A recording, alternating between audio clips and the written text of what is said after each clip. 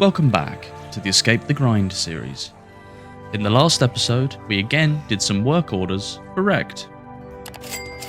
We found and fortified a local property for Horde Night, and we fought for our lives on the 7-day Horde.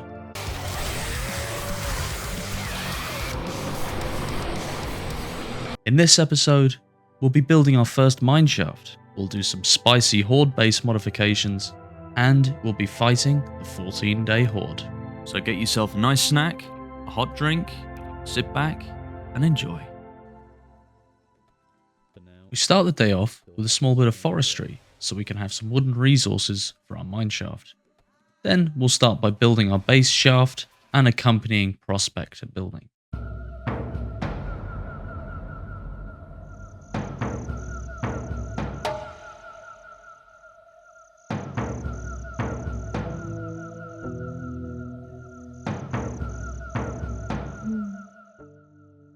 What I'm doing here is I'm building the main mineshaft itself. I'm not building anything grand or fancy. I'm just going with something basic and rudimentary, just so I can get deep into the ground and start hoarding some of those good resources. Maybe later on in the playthrough I will build something a little bit more grand for the mineshaft, but until then we're sticking with something very simple.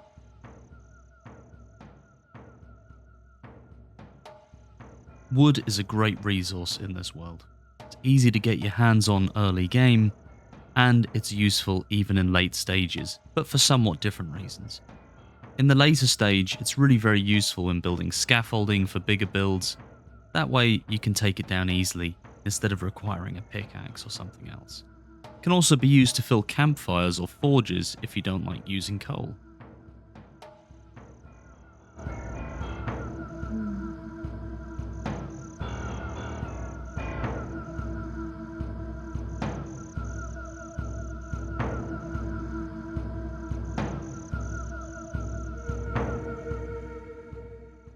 Right about here, I decided that I didn't want to have something incredibly simple. I wanted to make sure there was some detail that wasn't just a box. That's why I added the glass roof that gives me a bit of natural light, and I decided to add this, what would you call it, storefront style look with the Old West style roof at the top there. I also decided to strengthen it with some cobblestone, and I like the look of the cobblestone walls with wooden corners. We don't have a paintbrush or paint yet, but when we do get that in later game, this kind of idea of upgrading or modifying blocks so that they look different doesn't really matter anymore.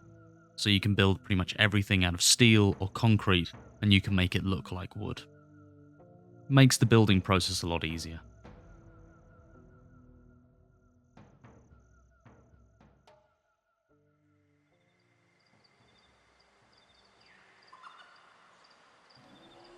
Okay, that's the prospector hut built.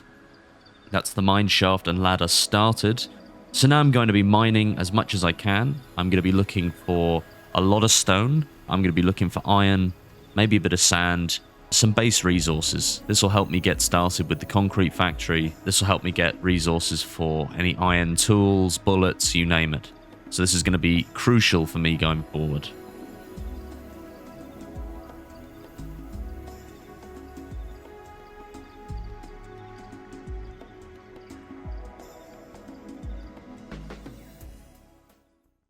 A few moments later. Okay, so that was 2 full days of mining. We gathered hundreds of thousands of rock and iron. We also built a big set of stairs and a little platform that we were using while mining. We added some supports just to make it look authentic. We did this on stream as well, so we had a few chats and jokes with viewers, so it didn't feel quite as long. Now that we're back at the hideout, you can see just how many resources we collected. It's quite the haul. We'll be putting it all to very good use. After we did some inventory management, we decided, do you know what? We're going to make the preacher outfit finally. We deserve it at this point. So we're going to put that on. Lovely. Let's have a look. Ah, fantastic. Look at that beautiful crucifix. Ave Christus Rex. At this point as well, now that we actually have some good resources, I decided it would be a good time to tool up and make some better tools. So as you saw there, we made the wrench. We're also making an iron fire axe. We're also going to make a claw hammer. And we're going to make one of our favourite weapons of the playthrough, the machete.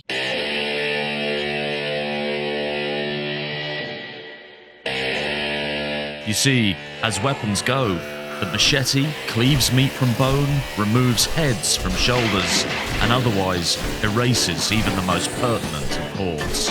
It's an essential tool for every zombie killer's arsenal. Yeah, boy. Now that we have the machete and the wrench, we're going to go out and break down some cars.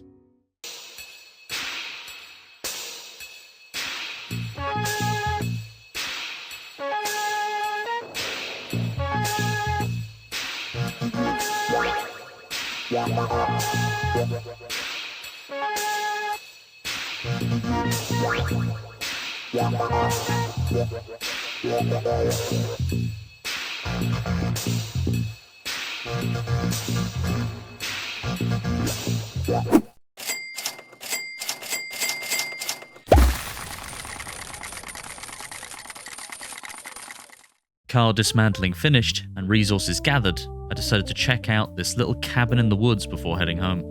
I think I may revisit this cabin in future. It has a pretty interesting setup that may be useful, maybe as a cool outpost or even a brief horde base.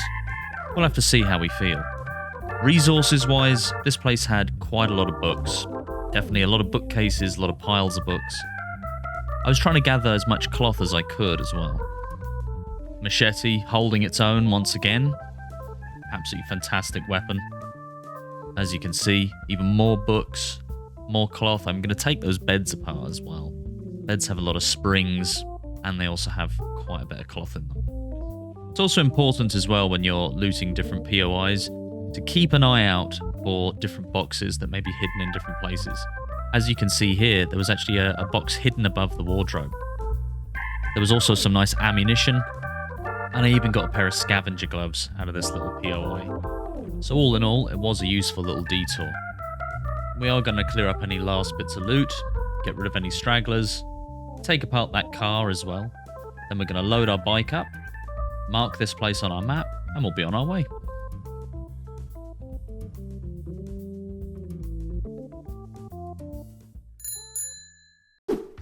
Back at the hideout now, and it's time to do some quick inventory management. All of those nice resources we gathered out and about need a home, and we'll be doing our best to put them in their rightful place.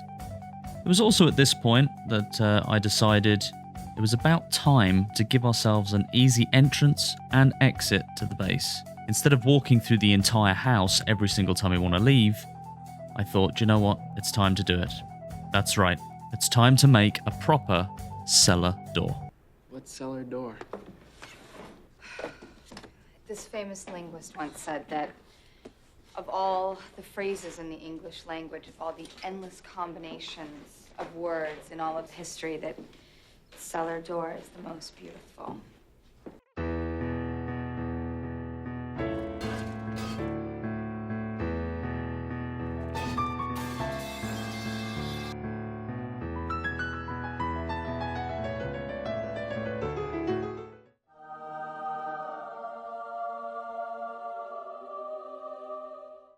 It was at this point that I realised I would need some more resources for concrete and other building items.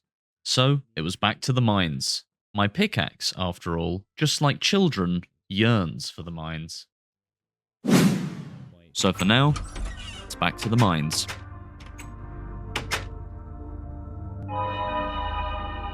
After mining for a couple of in-game hours, I could hear something on the surface. It sounded mean and angry. It sounded like a horde. But not just any horde. It sounded like a swarm. You might be asking, hey Chief, what's the difference between a swarm and a horde? Well, I'm glad you asked.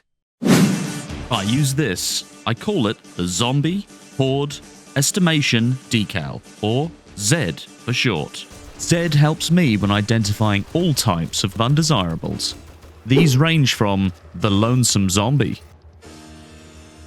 to the more common pack,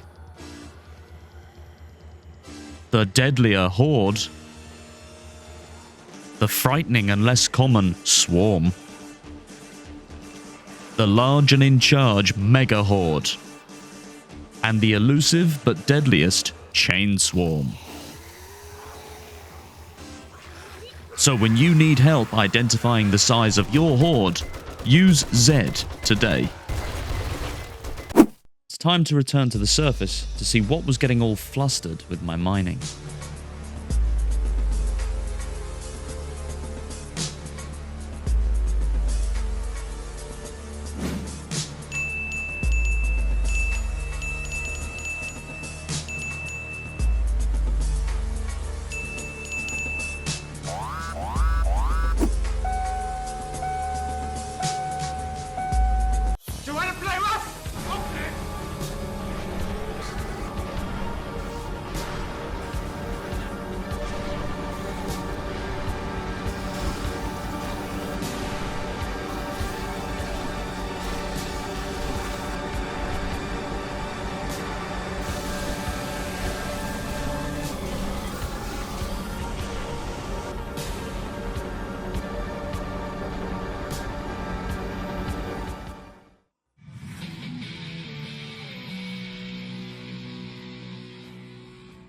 Now that we have released those poor souls from their decaying vessels, we can consider that swarm vanquished. I'll head back down the mine for a bit, then it's off to finish building that cellar door.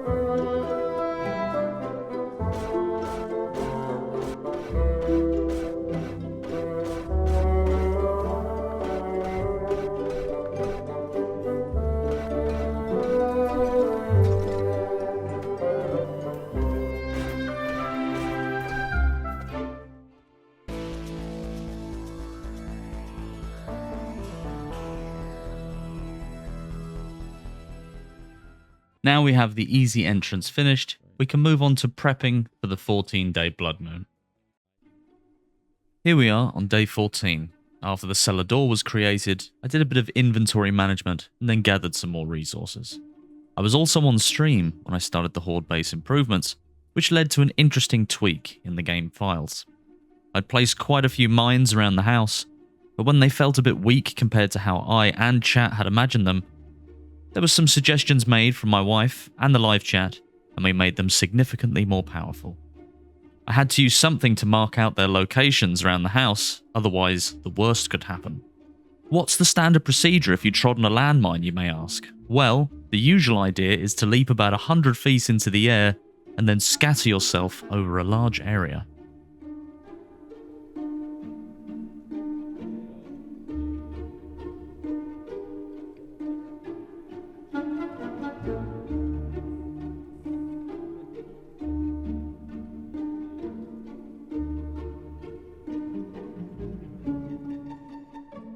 We have some bowling pin markers for our minefield to keep us safe, so that has my mind at ease. Now I decided to conduct a small test just to see how lethal these mines are, even behind obstacles.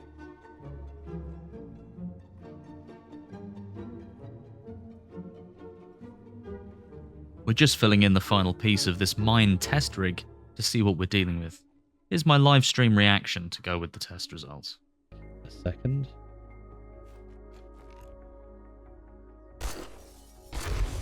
Oh. Oh.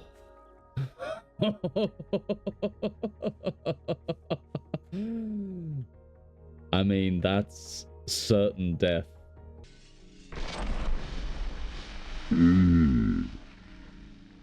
This was a little bit too much damage to be survivable, especially through walls and objects, so I opened up the game files again and made a small adjustment. So for now, it's back to fortifying the base.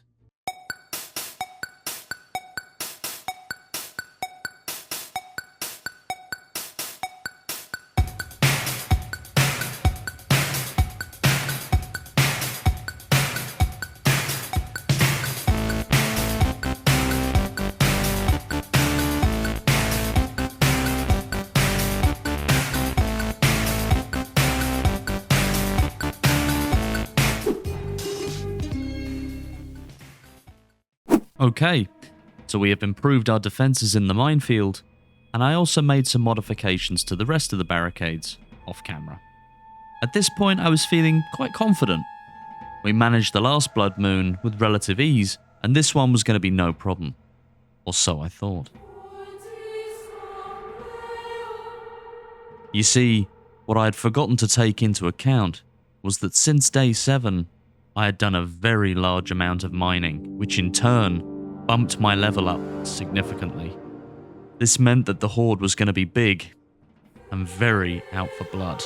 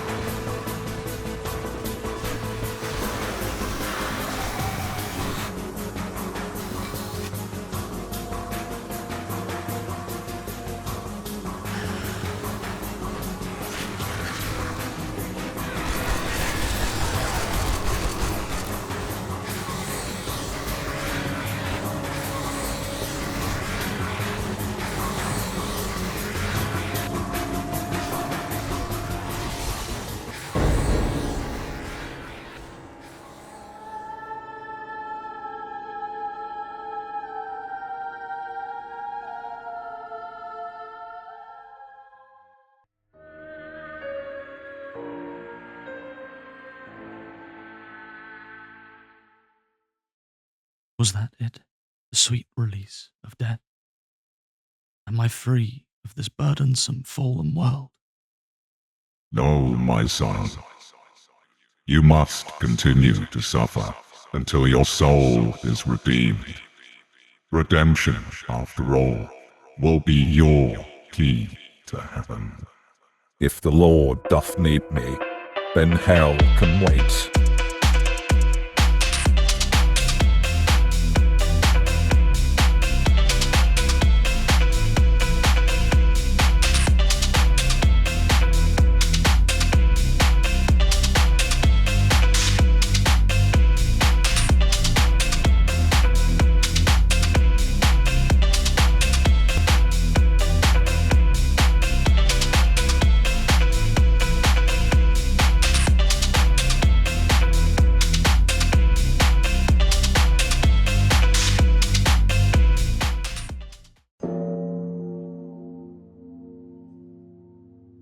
That's enough lying in the dirt. We've been resurrected, for now, so let's not disappoint.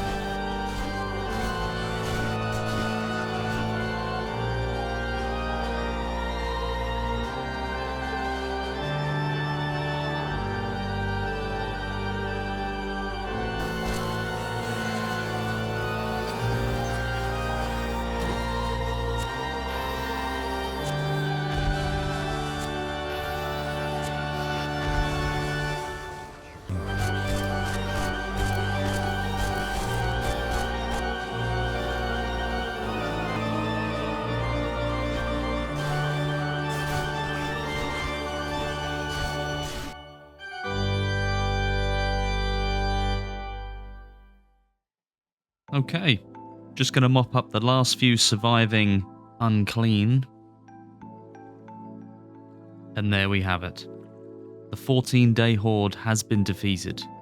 We even got a chance to speak to the big man about life and our time here on Earth. It seems that we are destined to suffer further for our sins after all. There will be no easy escape for someone like me, but that is very welcome. As one Ron Weasley once said, you're gonna suffer, but you'll be happy about it. From here on, I collected the loot and did some inventory management. Nothing too interesting was found, apart from lots of books and the usual bits and bobs. The next big project we'll be tackling will be very important for our building process. We'll be repairing O'Malley Oats and turning it into our concrete factory. Once we have a steady flow of concrete, we really start moving onwards and upwards. You'll want to stay tuned for that in the next episode. But for now, that leaves us in that same old place where we have to part ways until next time. I hope you've enjoyed, but once again, I'll leave you with something relevant that I think you may find helpful. Not only so, but we also glory in our sufferings, because we know that suffering produces perseverance. Perseverance, character, and character, hope. So glory in your suffering, friends. I'll see you next time.